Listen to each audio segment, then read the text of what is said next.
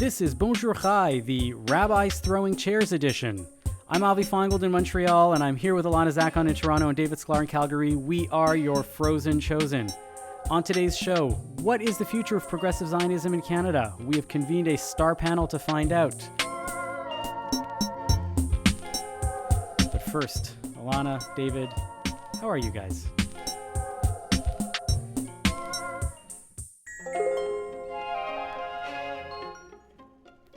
I am in Florida, finally, so I feel good to be in the sun, but I went through a crazy experience the other day, which I'll tell you about in a second, because first off, just to do a little throwback to last week's episode, I need to tell you about something that I found on the internet. So on eBay, someone was selling the Rebecca Rubin American Girl doll, the Jewish one that we talked about last week, and it says, "I have changed her looks by straightening her hair. Oh no, how dare someone keep their Jewish curly hair." What do you think about that? I mean, I got my Jewfrodes coming in. I haven't cut my hair in like 6 weeks. So you can see I've got my curly hair, Ilana, right now. And for all the listeners, I'm in favor of the fro. I like it. I think we should keep it. It's something that I never really thought about when I was younger, but someone had pointed out to me a couple of years ago that, a lot of people that I went to school with who had curly hair would always straighten it. And then there's also that stereotype of a lot of Jewish girls getting nose jobs. And it's like, are we trying to make ourselves look less stereotypically Jewish? I never thought about that when I was in high school. I have straight hair, so I never really fell into this category, but I have observed it in others. So you already felt like you were in the assimilated world with your straight hair. Not really. I actually always wanted curly hair. Oh. I like it. It looks nice. The grass is always greener. Yeah, exactly. As the sole member of this group that is follicularly challenged, I took a haircut 5 days ago. Yeah, I do it myself once a week. Mm. I don't know. I feel like there's a lot of things that we do that are, help us blend into the mainstream. And not that I'm saying that hair straightening good or bad or whatever. I don't know. Like, David, you don't wear a kippah all the time, right? It's a way to being more mainstream. That's okay. Yeah, that's quite true. Right. The kippah wouldn't even really stick on my head. It would always fall off with this kind of fro going on. That's true. You might need some. That's why you have clips. You might need some Velcro. Or the Velcro. Right. Oh my gosh, I forgot about those Velcro kippahs. But you had more bunkers. Ilana, you wrote about this in the CJN. Oh. That was not even the craziest part of your week, gosh. No? No, it really wasn't. I had a wedding on Sunday, which actually Avi and I were both at the wedding. I went to Toronto for a wedding. Which was fun. Was I not invited? It was just a ceremony. And then I went to bed super early because I had to leave on a very early flight the next day to Florida. But of course, as we know, there was a giant snowstorm. And then I spent over 12 hours waiting in this airport. And they didn't cancel the flight until the last minute. And they said, if we don't clear the snow by this time, the pilot's done his shift, and that means it's not going to go. And then they, of course, canceled it. They could have let us know earlier in the day all these flights were being canceled for other places, but they just kept all the Florida people sitting in this room. Also, there was a lot of Jews, which is... The stereotype is real. All the Jews in Florida. I feel like I've been seeing Jews everywhere. I saw 5 kippahs at the beach yesterday. But anyway, that's not an important anecdote. But yeah, it was really bad. And I'm very glad that I finally made it the next day. Avi, you were stuck, eh? Because you came into Toronto. Well, no, I planned to stay for a few days. Because once I was there, and I was going to see people and stuff. But the plan wasn't that everything should be closed and bars were closed and restaurants were closed, and except for takeout, and then Monday morning, everything was closed. So in Montreal, what happens is, and to be fair, it was a significant amount. So I think the total was 36 to 40 centimeters. Yeah, that they had which for Toronto is a lot. Which in Montreal is not a giant snowstorm. It's a snowstorm for Montreal. And I didn't expect that the entire city shuts down. So, I was staying up north because it was close to where the wedding was, and the only thing I can see from my vantage point at the hotel was the massive Vaughan Mills outlet mall. I was like, great, I'm stuck up north. I'm going to walk across the street, and by walk across the street literally means it's still a 5-minute walk because northern burbs are, it's vast wastelands of things. I walk into this mall and it's huge. It's a very, very large mall, and 80% of the stores were closed because just nobody bothered to show up. because it was a snowstorm. And the next day also, things were closed. And so I ended up coming in last night. I did some stuff. I saw my sister. I had some meetings. But like at the end of the day, Toronto kind of, bringing me down a bit. Yeah. Well, you didn't get to do much. Also, it's funny because they were supposed to reopen schools on the day of the snowstorm. Yeah. That didn't happen, obviously. David, you didn't have a snowstorm in Calgary, I'm assuming. No, we're Chinooking right now, so we're at like 6 degrees right now. So we've had our snowstorm. Oh, shush. Oh, yeah. See, that's the great thing that no one realizes about Calgary is we go through terrible, terrible snowstorms, and my parents are like, ha, ha, ha, enjoy your time in this, minus 25 degree weather. But then 2 weeks later, you don't even need a jacket when you step outside. You're cruising and you're sailing and the sun is shining on your face. I feel like I should work for Tourism Alberta at some point because I'm really trying to, sell. Yes, with your Stetson hat. That takes me back. It's funny. I woke up early Sunday morning and I left the house and the car, I drove for a variety of reasons. And the display on the car, the temperature said minus 27.5. And oh my gosh. As I'm driving further and further to Toronto, the numbers just keep climbing up. It was like the reverse of the gas gauge. The numbers are going down on that, and I finally I realized that it was -3 when I arrived in Toronto, and so I had a 24 degree shift just from driving from Montreal to Toronto, and then the same thing happened in reverse last night. It was kind of weird and funny. But we can't really talk about last week without mentioning at some point the events that happened last Saturday in Colleyville, Texas. Congregation Beth Israel was having their Shabbat morning services, and they were live streaming them, and a gunman comes in and takes them all hostage, wants to free a captive. It's a whole complicated story. They were live streaming this hostage situation for 2 hours before the feed gets cut. But Rabbi Charlie Sidron Walker, you got to love a story where the rabbi is the hero. Right. It's not the FBI coming in or the SWAT teams or anything like that. This guy was trained. He was calm, cool, collected. I have multiple colleagues who were colleagues with him. It's like a 1 or 2 degree of separation with him. And he was the one that made this plan and kept walking them. Have you read this? He was walking them towards the door, moving the hostages closer and closer to the door. And at some point he just threw a chair and tells everybody to run. There's a badass rabbi to look up to. This could have taken a turn for the worse. I'm really curious, and they did a great analysis in the New York Times on sort of the moment by moment events of what happened in the synagogue itself, which is great to read. This could have taken a turn for the worse. We don't know what would have happened if he, when he threw the chair, the gunman could have reacted terribly. There could have been gunfire and people could have been injured, and tragically loss of life could have happened. Luckily, nothing like that did happen, but these things are we worried that these things are going to happen more and more often? And will there be copycats happening in the future? I think the great worrying thing about everything that I've read and I've seen about this is that this gunman actually thought that he could convince get this rabbi to contact another rabbi in New York to get this person in jail freed. And this is the worrying thing, that this is the great Jewish conspiracies going on, that these Jews all are in league with each other. They know each other. Except that it's true. All rabbis know it. All rabbis know each other. Oh, really?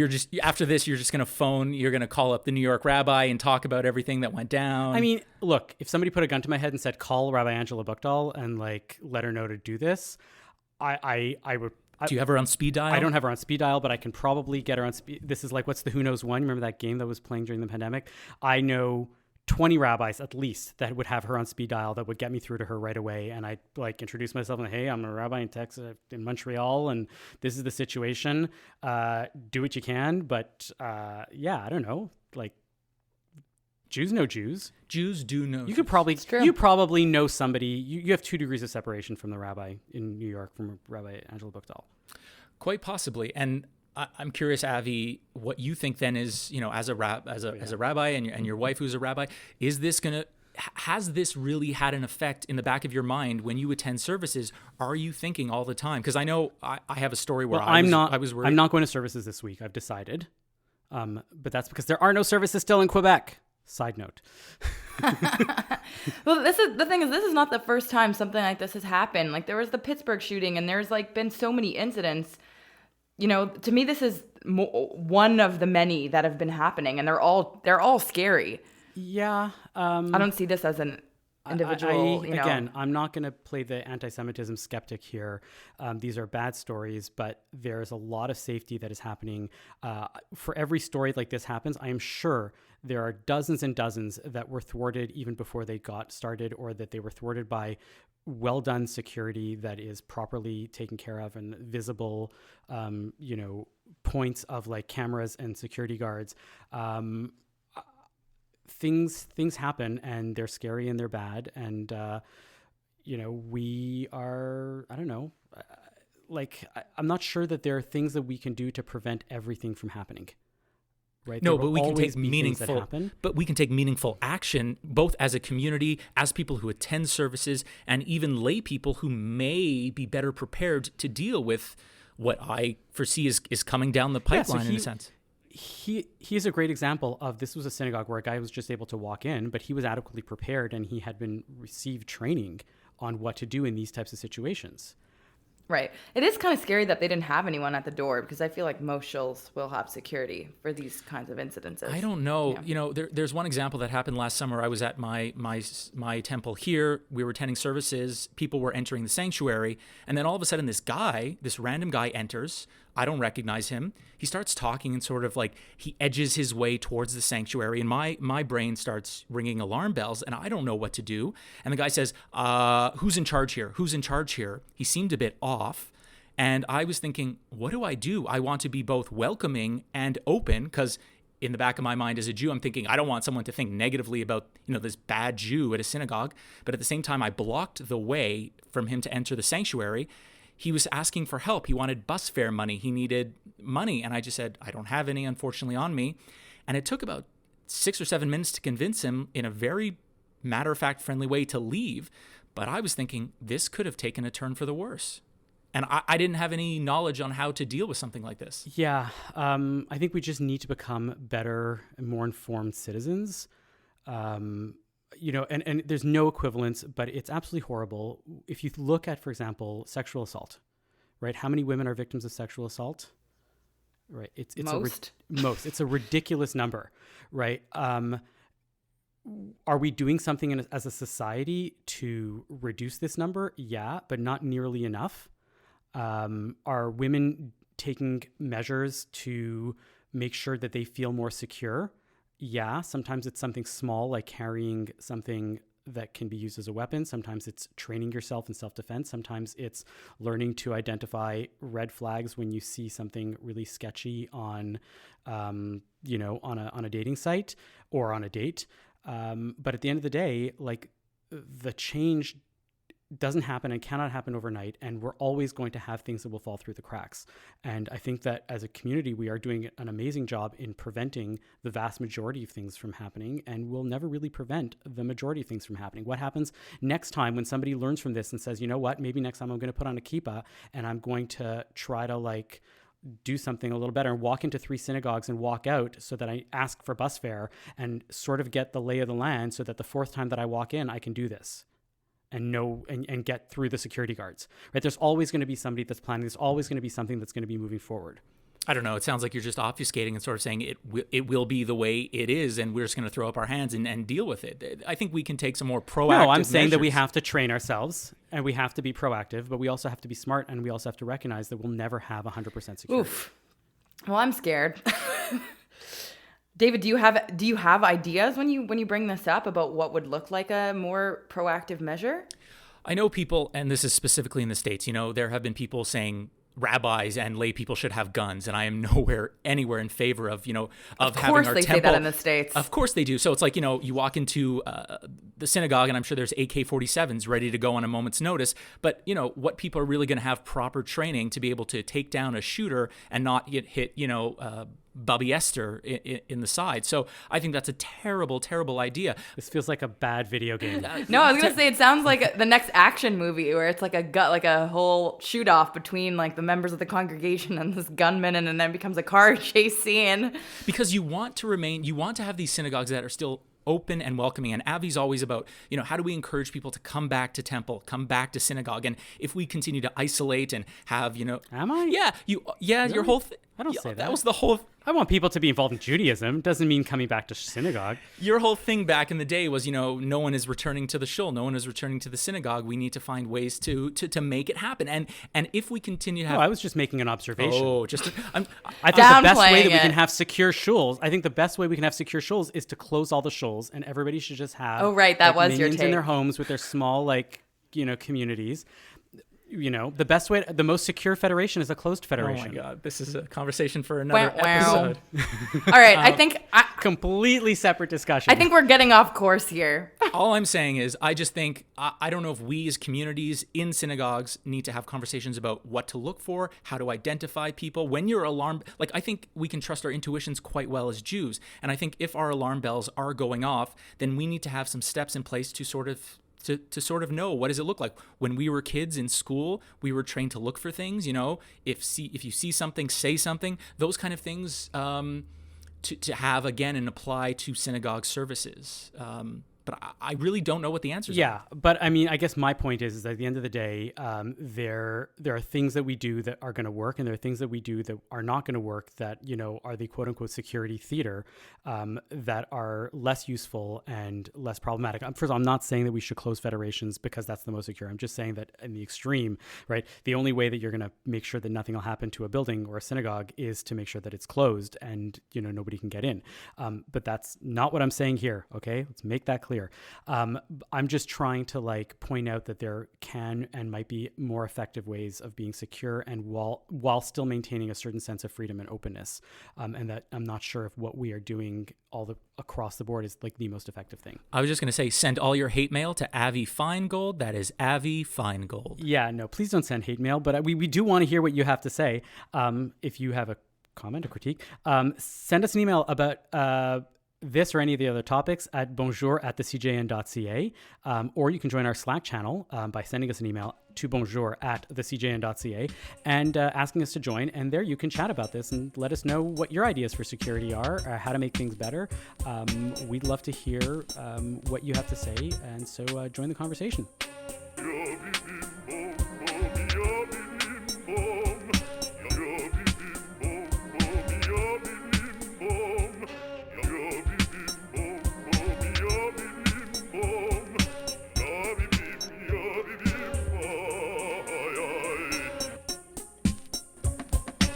Today's episode is brought to you by our sponsor, Atelier Lou Bijouterie in Montreal, Quebec. Atelier Lou specializes in watches and custom designed jewelry along with a curated selection of designer jewelry. Visit us online or in person and Eric Goldberg will help make your jewelry dreams come true. Atelier Lou is offering a promo code for all Bonjour Chai listeners using BON18 at checkout for 10% off your order at atelierlou.com. This Sunday night, JSpaceCanada is holding a virtual gala and symposium to celebrate their 10th anniversary. They have convened, as they say on their website, voices on the ground who are working to advance peace, shared society, and an end to the occupation. And they are also honoring their outgoing president, Dr. Karen Mock. We thought we would take this opportunity to explore what the future looks like in Canada for progressive Zionism, the new left, whatever you want to call it. With us today is Michael Morgenthau, who is a board member of JSpaceCanada and the chair of their policy committee. Sharon Koifman, who founded a group called Progressive Zionists, which is a non-apologetic and non-compromising approach to achieving peace, helping progressives who love Israel to finally get on the offensive, and is the author of Israeli Activism on the Offensive. And Jeremy Appel, who is a Calgary-based progressive journalist and podcaster. Welcome to the Bonjour Chai, everybody. Pleasure to be here. Good being here. Excellent. I'd like to start by just asking everybody in order, what do you guys think is the future of progressive causes within the Jewish community in Canada, where we stand now and where we hope to be going? Jeremy, let's get started with you. I think what we're going to be seeing is a continuation of a broader trend of increased skepticism towards the claims of the Israeli government. I think that the narrative that I think we were all raised to believe, that Israel is this small fortress of democracy surrounded by powerful enemies that want to exterminate us, is increasingly untenable. I mean, it's clear that Israel has become a symbol of the global far right. I mean, they were flying Israeli flags at the Straight Pride Parade a few years ago. You know, Benjamin Netanyahu and now Naftali Bennett, who of course is to the right of him, have solidified alliances with like Viktor Orban in Hungary and Jair Bolsonaro in Brazil, who at his rallies, they're flying Israeli flags. So I think it's increasingly difficult to see Israel as this progressive bastion as it was viewed in our parents' generation. As far as progressive Zionism goes, it's dead. I mean, you can't be moved by videos of Black people being brutalized by police in the United States and then just shrug your shoulders at the violent displacement of Palestinians we're seeing now in Sheikh Jarrah and elsewhere in the West Bank and Jerusalem on a daily basis, not to mention the brutal siege of Gaza. So you see that progressive Jews are becoming more attuned to this reality and are questioning the extent to which we ought to be supporting this. Michael, what's your take? What's the future of progressive Zionism in Canada? Well, in a word, it's louder. And the important question that I think needs to be associated with that Jeremy just did a really excellent job capturing is, what is the present reality of progressive Zionism in Canada? And I want to say that I really understand Jeremy's frustrations. He's pointing to a lot of facts about the situation that a lot of people look at with a real sense of frustration. And so for me, I think to my own experience as someone who really loves Israel, but is just kind of tired of waiting for the promise of peace to come and for the promise that the human rights abuses we've seen are going to end at some time in the future. And I also can understand why a lot of people look at that and say, well, so what's the point anymore?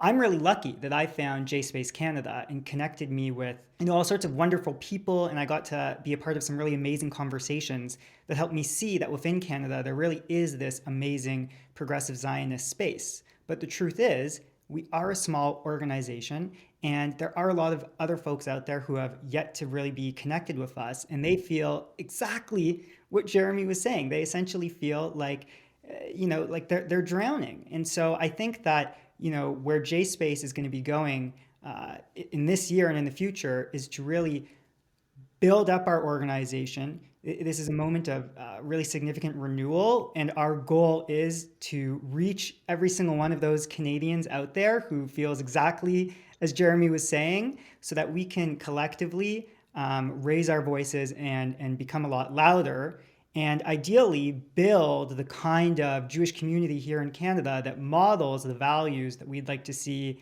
throughout the Jewish world, and especially within Israel. Sharon, what do you have to say? I think that the progressive Zionist ideology and the progressives in relation to Zionism is in huge trouble unless something drastically change. And it is because the voices that I hear right now, there is this incredible misconception that somehow because we're progressive, somehow because we care for the Palestinians, somehow we care for gay rights and environment and all that, something we have to be apologetic about Israel. I actually, unlike the two guys before, believe that Israel is one of the most progressive countries in the world, right? And I actually I believe that the message that I hear before is a reflection of this massive marketing that has been implemented since the 60s, right? To create this idea that in order to love Israel and to think that Israel is a great country, you have to be right-wing. So I agree with Jeremy that there is an issue that somehow right-wing is associated with Israel. What I disagree with is the reality that Israel is actually that supporting the idea that Jews have the right to self-identify, the indigenous people of the region, right, is not a right-wing idea. It is a very progressive and very left-leaning idea, which has been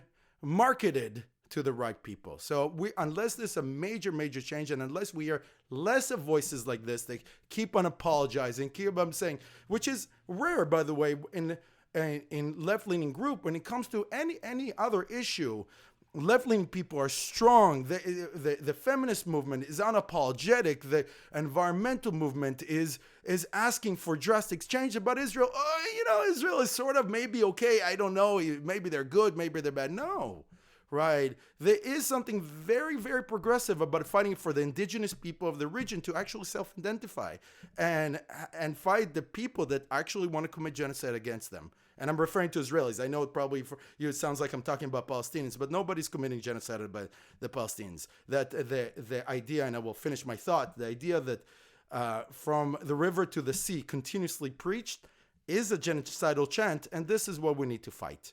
So that's my really short. So I know Ilana has something to say, but it looks like Jeremy really wants to jump in and get on this. So from the river to the sea, Palestine will be free is not a genocidal chant. It's calling for everyone between the river and the sea, the Mediterranean and Jordan, to have equal rights, which is an anti-Zionist chant, because Zionism, I mean, if you talk to any Palestinian person, is the ideology that we need to create a Jewish state in land that was largely inhabited by non-Jews. And so how do you do that? Well, you need to do what the early Zionist leaders called transfer, right?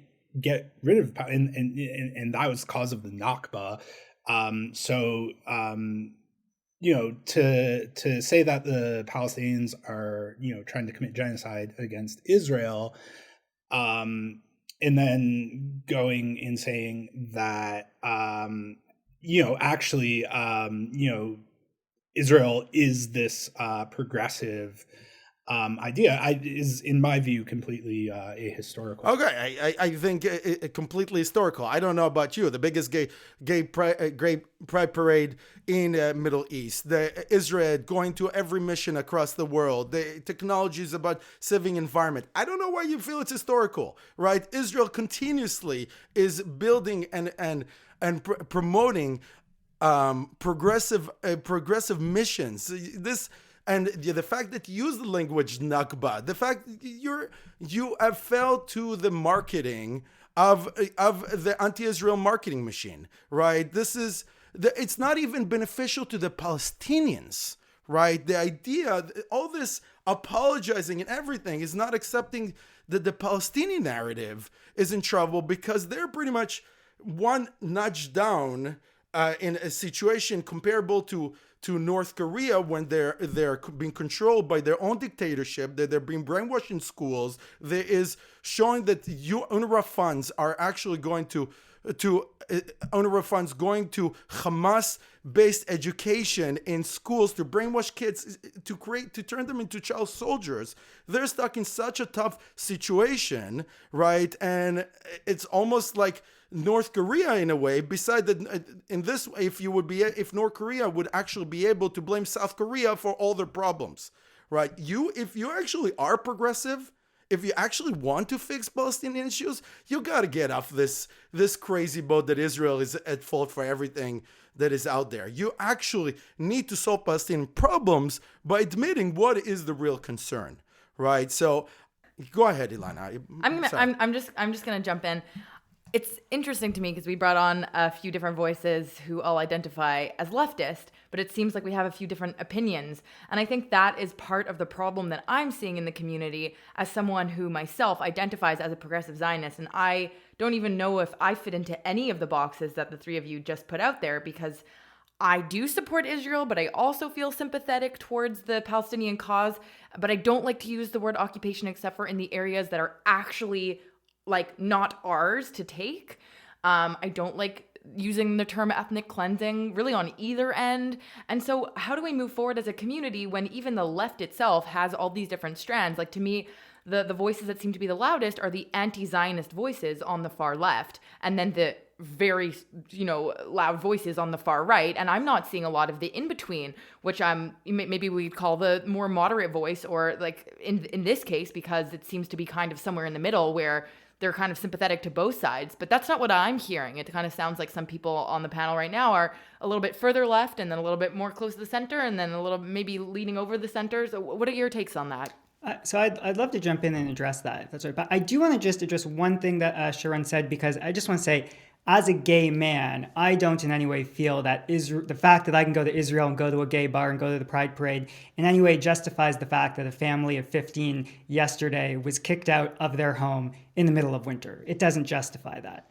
And I love Israel, and absolutely, I think Israel's promotion of gay rights, which is not complete and has room to go, is something that helps me with my cultural identity and my personal identity and speaks to the important connection, but it in no way justifies the human rights abuses. But I think, it's so interesting because we have this debate going on between Jeremy and Sharon. And Ilana, you hit the hammer right on the nail there, because it's interesting. It's like we all agree, it seems, with a two-state solution, and yet we're having this debate. And so if everyone agrees with a two-state solution, but we don't agree with each other, then what's the difference between us and what is a progressive Zionist? So my answer to that would be that there is most Canadian Jews, like most world Jews, support a two-state solution. But the big difference is between those, on the one hand, who, they're very worried that they think there's no partner for peace. And they're very focused on many of the things that Sharon was talking about in terms of, the other side and what the other side has done that's wrong. And what do they mean by river to the sea? And then there's other folks who are a little bit more focused with the urgency of making sure that the two-state solution is even possible by doing the things that Israel can do themselves now.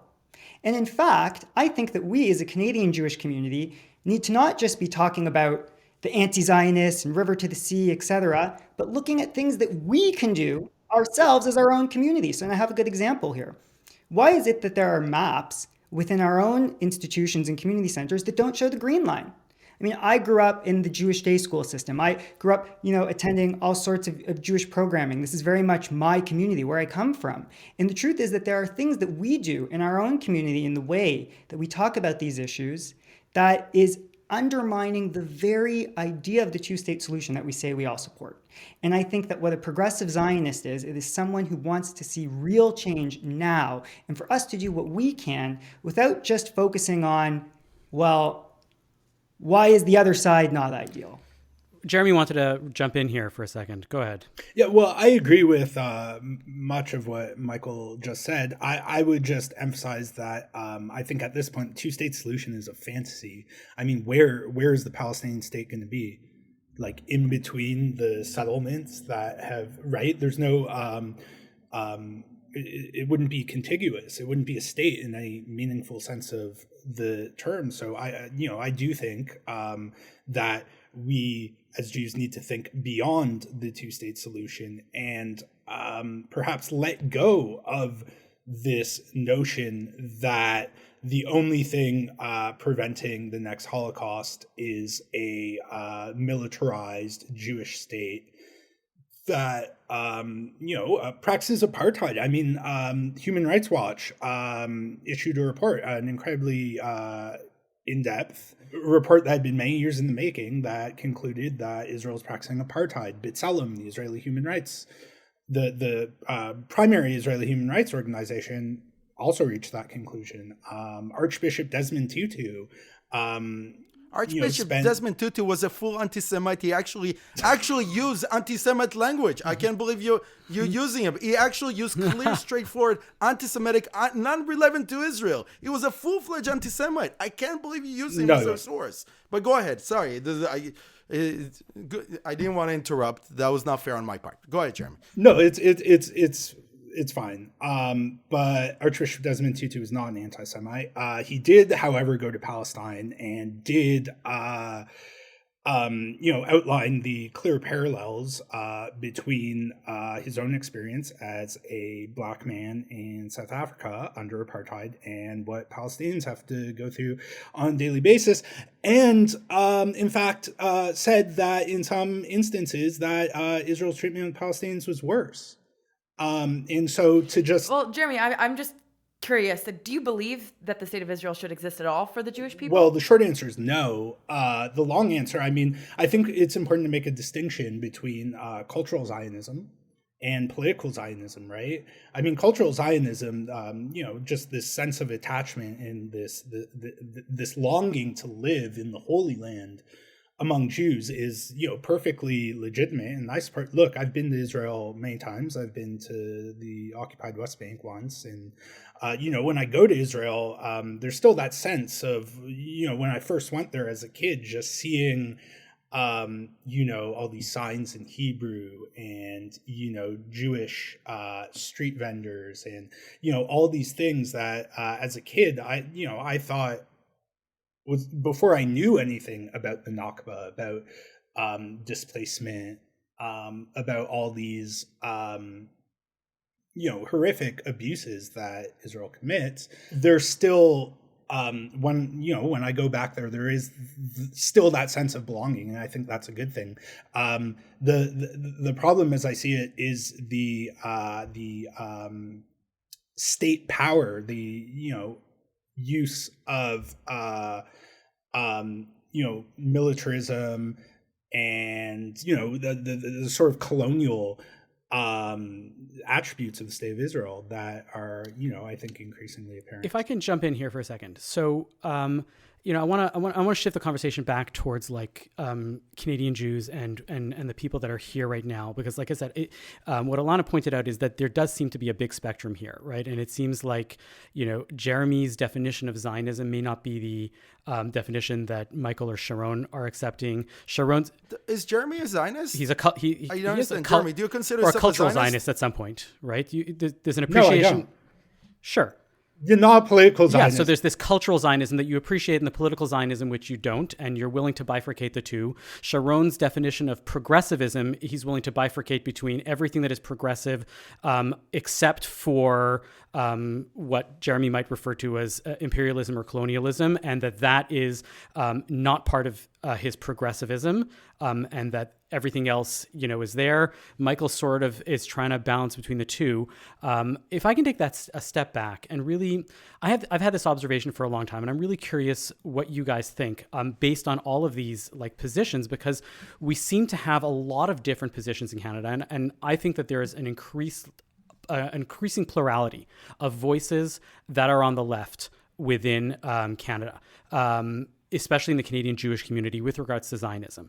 And at some point, the establishment Jewish community has been decided, I don't know if it was a conscious decision, there was a secret meeting where they decided to marginalize all voices on the left. But at some point that seems to have happened, and that despite the fact that there is a plurality of all of these voices showing up, regardless of whether you are,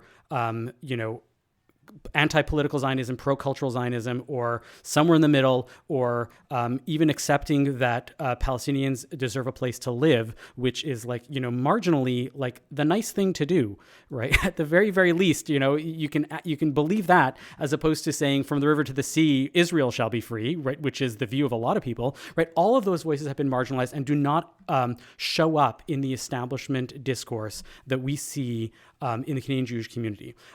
Is this what's your experience of this? How do you think we get this plurality of voices to be elevated? What can we do to move this forward? And I think that, Sharon, you do still feel marginalized, even though you feel like you are quote unquote a progressive Zionist, but you really are, moving this idea of my Zionism is the thing that is not necessarily attached to the progressivism. So I actually disagree with Go you. ahead. My Zionism is very much. Sorry. No, I'm saying that my point, what I was saying, Sharon, was that, Michael and Jeremy might not agree that your Zionism is progressive, because you seem to be saying that all the other issues are progressive, but my Zionism is unapologetic and pro, whatever. And progressive. So maybe you can help us define what progressive is, and then we can move forward. I actually do not. know. I don't want. Jeremy seems like a nice person, and I'm sure we will be amazing buddies when I give him beer. But in this case, in this debate, I don't consider him Zionist or progressive. Right? I consider him extreme left. So how do you left, define in my opinion, progressive? are not progressive. Progressive for me is people that move social ideas forward. First of all, they got to make solutions, which is a very big weakness in a lot of left ideas. I love that Michael brought the discussion of solution, but I will answer. But to answer idea, so you want to take on social ideas, anything from the LGBTQ community, environment, human rights, Palestinians' well-being in this context, right? And you want to move those ideas forward. This is what progressive is, right?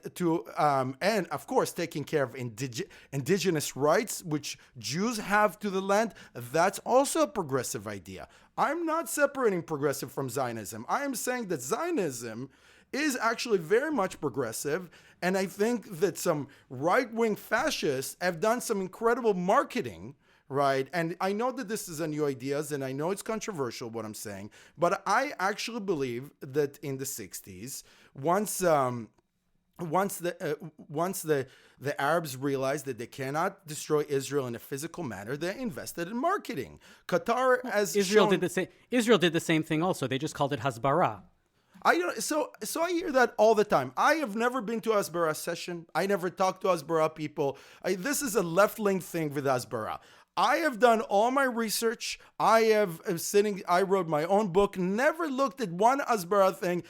Hasbara is a popular thing to say in the extreme left apologetic movement. Never talked to an Hasbara person in my life. Every time that I debate with people in Quora is you just repeating Hasbara. I don't know I never met an Hasbara person in my life, right? So it's nonsense, Avi. Would it be possible just to offer something that I think might be a little bit helpful just for everyone here and also listeners at home? The best definitions or method of categorizing these different camps that I've seen is in a book called Trouble in the Tribe by Dov Waxman. And he has a really great, and there's actually a one-pager chart that folks can look up that puts a distinction between what he calls the right, the center left, and the left. I think it's really helpful. But we shouldn't get too drawn into it, right? These categories can be useful as a way of guiding our conversation so we all sort of understand each other. But at the end of the day, that's not something that you meaningfully engage with in your everyday life. It's actually what Ilana was talking about, which I think is I believe it was you, Ilana, was talking about that is a little more interesting, which is the division in the community that a lot of us are facing. And Avi, specifically, I think what you were getting at in terms of the way that manifests in particular for Jews that are more to the left on these issues. And that, I think, is a little bit more interesting than just how you define these different camps, because that experience of feeling as though you've been silenced, like you can't, mention what you want to say at the Shabbat dinner table or it's going to cause trouble. That is a really important experience that I think a lot of folks have, not just in Canada, but actually throughout the Jewish world. Sure. Sharon, I wanted to hear the rest of your thoughts on how you define your progressive Zionism, specifically about Israel, because I actually think that I might be the most aligned with you out of the panelists right now, which is interesting, because I myself really struggle, and I've written an article about this for the CJN in the past around the time of the conflict, is that I identified as a leftist until what happened recently in Israel, and I saw all of the propaganda that was being released, and I found myself feeling really unsafe in leftist circles because I do sympathize with what's going on and I do want a two-state solution, but at the same time, I really do value the indigeneity and history and what Israel means for the Jews as a safe place and as a place that we can return home to. So I even find that I don't fit into a lot of the leftist conversations on Zionism. And then where does that really leave me? And so when I decided to start using the word progressive Zionist, that was kind of my way of saying, okay, well, I am still a left-leaning person, but I also support the state of Israel. That doesn't mean I support every policy of the Israeli government. That doesn't mean that I don't support Palestinian rights, but that does, it gave me a framework. Is that kind of where you're coming from, or what's the nuance there? I will take it. So there's one thing, right? I consider myself a lefty. I consider myself a progressive. I know it might sound funny for certain people. I actually take on some old school mentality of leftyism ideology where there is no apology, right? That when you needed to fight for women's rights, right, you fought hard, right? And I'm actually refuse to let those so-called progressives that are extreme left to hijack What really is progressive. So what are you fighting? What are you fighting this for? This is what the fight is. What are you fighting in Israel specifically? Like what? No, I'm fighting for a two-state solution. Okay. Peace for the well-being of Palestinians, exactly like everybody else. I love that Michael mentioned talking about creating a solution. My solution is actually completely different than the average solution for the Palestinians. Like you, Ilana, I'm very alienated, but I feel that the majority of Zionists are actually stuck in this place that they don't know how to define themselves. And I am taking back, first of all, the progressive word, right? It doesn't belong to the crazy anti-Israel genocidal people that they think they're being progressive. I don't agree with that. I think that Israel is a progressive, Zionism is very much a progressive ideology, and I will fight for that, right? I don't belong in the right wing. I was a national chair of Bnei B'rith Canada.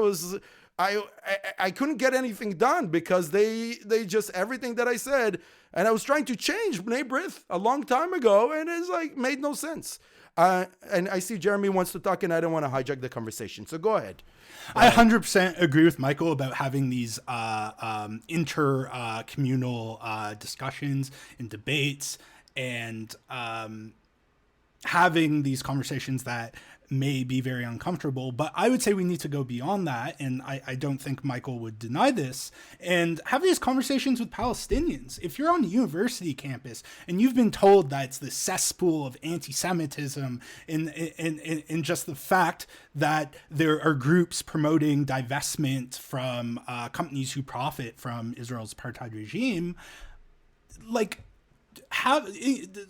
instead, when you pass by that, Students Against Israeli Apartheid or Students for Justice in Palestine stable and trembling in fear, talk to them and engage them in a good faith discussion about what their concerns are. And beyond that, also build solidarity with other marginalized communities like Indigenous Canadian communities, like Black Lives Matter movement, and with Palestinians, because I think when you do have these conversations, when you're actually listening and not just going up to them and trying to own them with like your own historical narrative, I think you'll realize that, and obviously there's anti-Semitism everywhere, but the issue that the vast majority of Palestine solidarity activists have with Israel is with Zionism, not with Jews. And I think it's crucial that we acknowledge that distinction.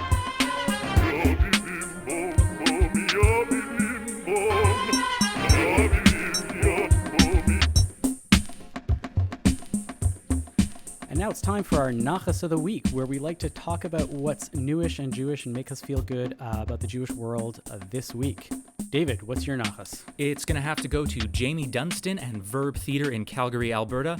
This week I had the opportunity to workshop my play for 3 days. It is a very Jewish-heavy themed play, so I'm really grateful to all the opportunities that I had to actually sit in a room with 5 other actors, distanced, masked, and really do a deep dive into this work that I'm very excited to hopefully one day present to the greater public. Are we going to have a stage reading premiere on Bonjour Chai? I think we absolutely should. A la the Latka who couldn't stop screaming. Oh.